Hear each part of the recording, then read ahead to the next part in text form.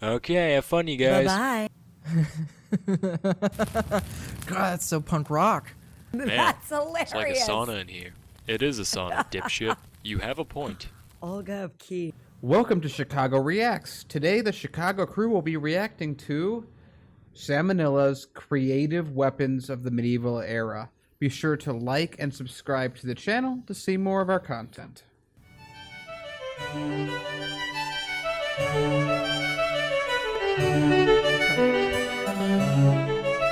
Hey kids, when most people think of the Middle Ages, they think of them as being like humanity's dumb teenage years, where all we did was play harpsichord in our room and burn heretics with our friends. But that's not entirely true. In fact, I would argue that the medieval era saw just as much genius as any other period in time. It's just most of that genius went towards finding new and creative ways to brutally slaughter those you disagree with. Here's a few highlights. First, we'll talk about the Warwolf. So, as you can imagine, medieval castles were not easy to break into. They were basically like those jungle gym things at Chuck E. Cheese's. Massive in size, intentionally confusing layout, security everywhere, and by the end of your visit, you'd probably end up with some kind of disease. So in order to help penetrate fortresses, medieval armies would often utilize siege weapons, one of the most popular of which was the Trebuchet. Now this device is interesting enough on its own, but it gets better. So around 1300 AD, King Edward I of England was in the process of invading Scotland. However, one fortress known as Stirling Castle was giving him a lot of trouble. He laid siege to the building for many months without any real progress. Then one day he woke up and had a revelation. Hey guys, listen, why are we wasting our time building all these regular sized trebuchets when we could just build one giant one and call it a day? So that's what he did. This gargantuan war machine was known as the Warwolf and stood at around 6 stories tall. To give a bit of perspective, this is about as tall as King Kong was in his largest film depiction. So basically, picture a giant fucking ape launching boulders like they're baseballs, and you've got a pretty good idea of what the Warwolf was capable of. It was so intimidating that when the Scots saw the English constructing the beast outside the castle, they immediately surrendered out of fear. Outside the but castle. then Edward That's was funny. like, ha, fuck that,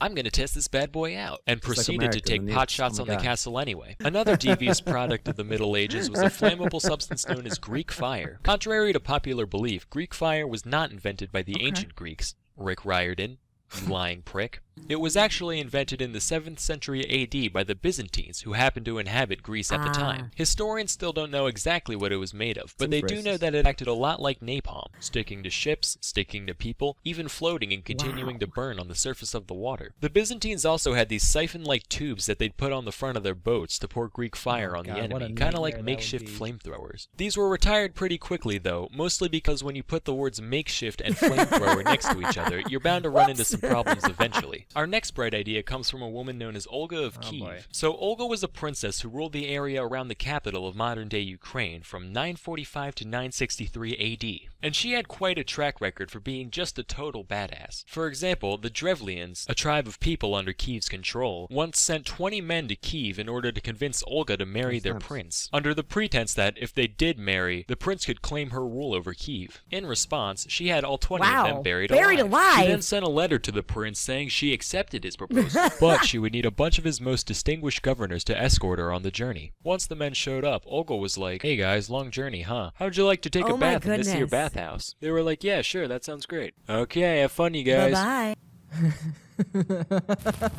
God, that's so punk rock. Man, That's hilarious. it's like a sauna in here. It is a sauna, dipshit. You have a point. Olga of Kiev.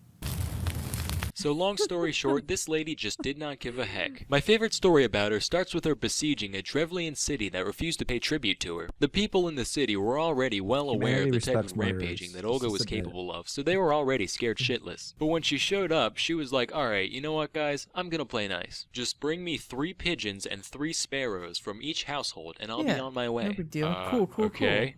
What are they for exactly? We're just hungry. I mean, we got some food too. We could just give. I'm sorry, did I fucking stutter? Alright, birds it is. Then, once the creatures were in Olga's hands, she had each of her soldiers tie a cloth-bound piece of sulfur to one of the birds' feet, which was then set alight. The birds were then released all at once, and when they flew back into the city, their nests acted like little piles of tinder, resulting in nearly every house in the entire city erupting in flames simultaneously. And while the whole place burned to the ground, Olga just sat and watched. By the way, it's worth mentioning that, after her death, myth, Olga was canonized as a Catholic saint, presumably around the same time as Saint Tiffany, who went around pushing in the soft spots of babies, and Saint Jerry the Goat Fucker, who, as the name implies, fucked a lot of goats. In conclusion, mincing words pay your there. taxes. To my loyal subscribers, I'll see you in 3 months.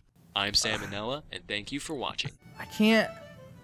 Okay, so this lady, one, I gotta learn more about her because she sounds so badass. Like, oh, just doing it because why not? Because screw it, you know? Like that's a vibe. We are a very creative species that just loves killing each other. Yeah, props to Olga. That was just out of control. I think the only one of those devices that really impressed me was the trebuchets, because I find them to be fascinating weapons of warfare. As a video game player, I like to play Medieval 2 Total War, and as you advance the tech tree, eventually you get access to trebuchets, and those are some devastating weapons. I only can imagine the terror of a 6-story tall trebuchet called a Warwolf and what it could do to Stirling Castle at a time. I enjoyed that. Partly being a history buff, that was good. I enjoyed that. I can't unfortunately burn down whole cities because I would go to jail, I think. It's funny. I just, I've been reading in and out a book called something like Why We Go to War. And every character in the book is male. And so I always have it that like, oh, men are, always starting these wars and, women wouldn't do this. And then I learn about someone like Olga of Kiev and I was like, yeah, I'm wrong. Wow. Talk about some really like creative evil. So which of the segments did you find the most interesting? Olga of Kiev, of course.